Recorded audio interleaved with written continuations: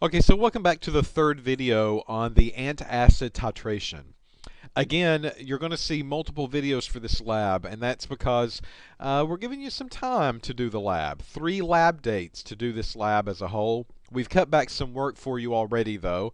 You just have to titrate your hydrochloric acid and standardize it. And if that's all that you can do on the first day, then that's fine. Maybe that is all that you can do on the first day. But this gives you a place to start. So, we need to talk about how to titrate the antacid now. What do we need to do? Because we've already mentioned this is a base in my burette, and I can't put a base really in my flask. I always need them to be opposites, right? Or this titration's not going to work. What am I going to do when I titrate a base against a base? Nothing is going to happen at the pH level. Okay, so how do we fix this scenario? Well, if you read through the directions, you are going to read in one of the steps, it says take an Erlenmeyer flask and you're going to add some water to it.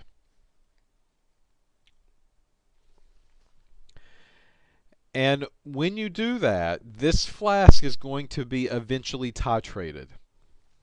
Well, over on our balance, you are going to weigh out a certain amount of antacid. Now the directions say use the grams that are supplied by your instructor. This will be written on the board for you when you walk in that day. So we will tell you how many grams of antacid to weigh out on the balance. Okay, so that's going to be your first step. Weigh out the antacid.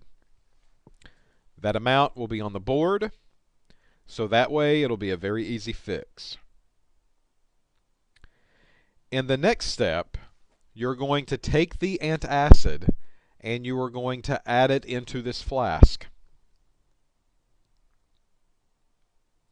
When you add it into the flask, you want to swirl and make sure that this mixes completely.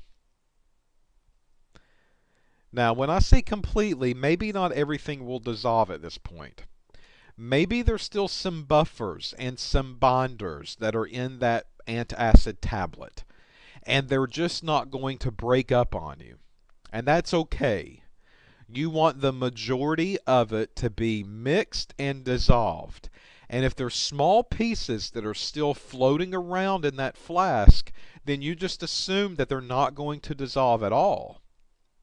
Maybe in the next step they'll disappear, but at this step they will not.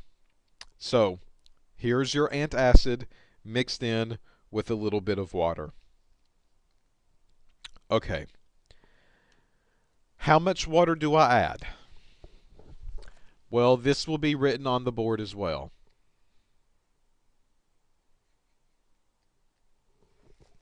Okay.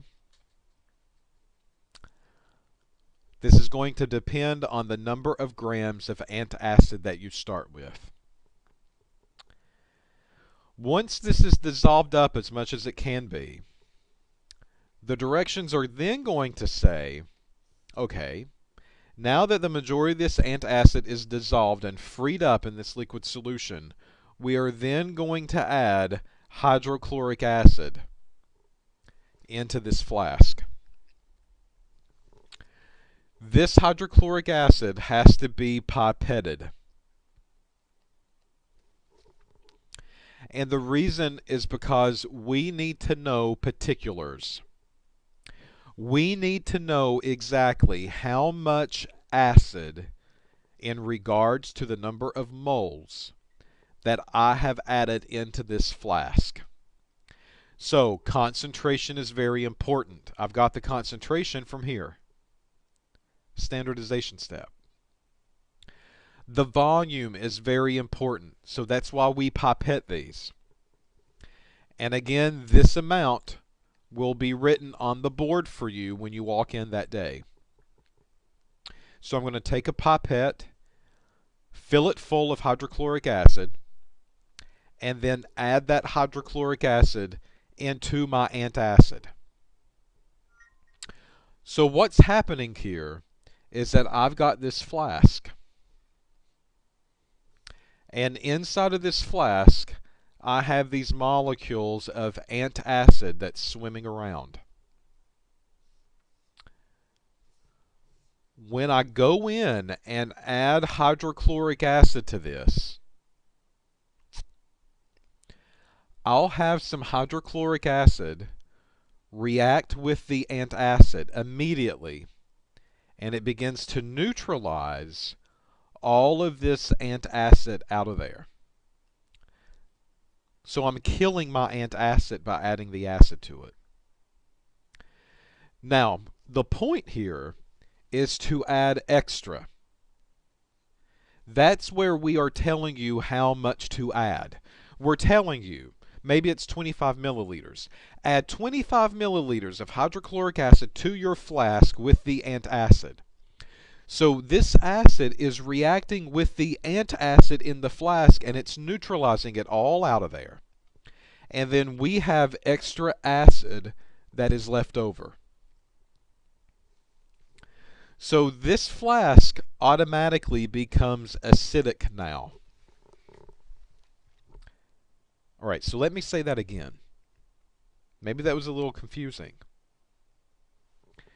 I've taken a flask. I've added a Tums to it. That's a base. I freed it up, swimming around in solution. I can't pipette a base against a base. So I add a certain amount of acid to this flask. Whatever's written up on the board, that's what I add. I've oversaturated, in a way, this flask with acid. So all of this hydrochloric will come into the pitcher, and it will begin to kill out the base from my tablet.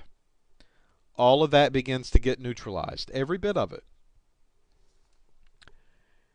And because I've added a little too much acid, I will have acid that has been left over.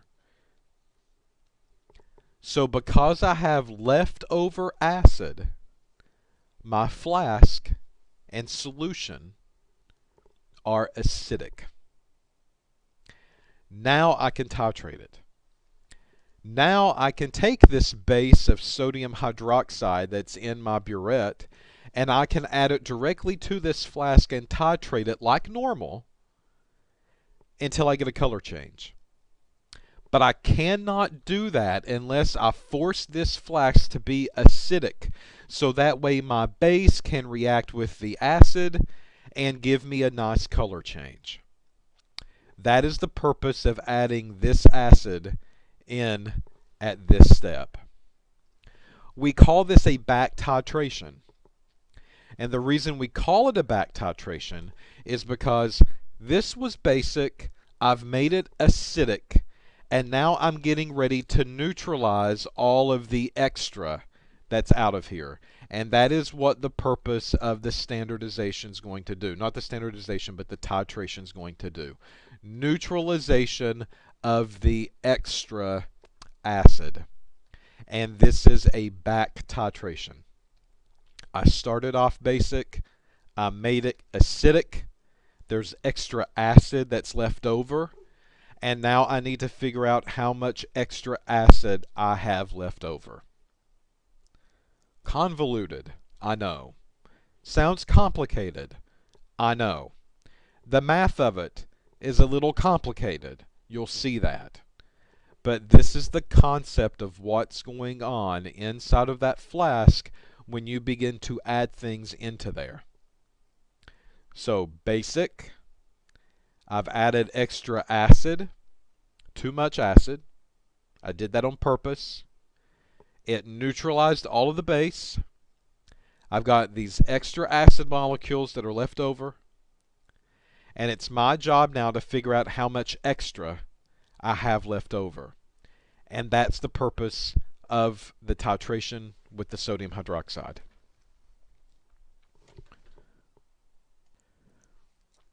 Now, before I titrate it, I need to heat this sample up.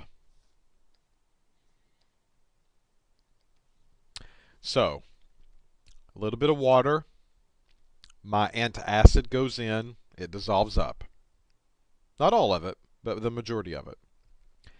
I add in a certain amount of hydrochloric acid by pipetting. I'll swirl this around. I'm then going to heat this up, but do not boil. If you boil it, you've went too far. But you want a nice hot tub for this acid and the antacid to be swimming in. They need to get comfortable with each other.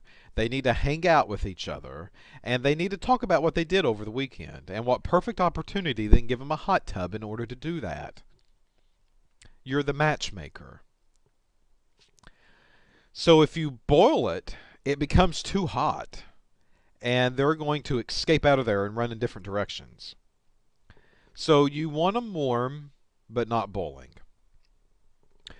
When these get hot, not boiling, but when they get hot, you're then going to take them off of the hot plate. This will also have indicator in it.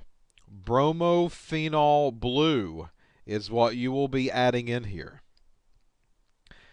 The bromophenol blue should be yellow. When you heat this flask up that has the acid and the antacid and the water and the bromophenol blue, it should be yellow and it should stay yellow. When you remove it from the heat, it should still be yellow. If it is not, you need to let us know, because that means the acid is not strong enough. We didn't add enough acid in there to kill all of these base molecules out. So if this goes blue, we need to add more acid and we need to heat again because your titration is not going to work. All right? So let me repeat that again. In your flask, grams of antacid, water, hydrochloric acid, bromophenol blue. Swirl it, mix it, make most of it dissolve that you can. Put it on a hot plate. Heat it up till it gets hot, but do not boil it. When it gets hot, you remove it from the heat, and hopefully it's still yellow. If it is not yellow, we add more acid. If it is yellow, then we titrate it. And you titrate it just like before, just like when you did your hydrochloric acid standardization down here. You titrate it until it goes to this blue color. When it goes to the blue color, you stop the titration, you record the volume on the burette, and you call it a day. And you do this at least 3 times. So 3 antacid samples is what you will be titrating. Do all 3 of them at one time.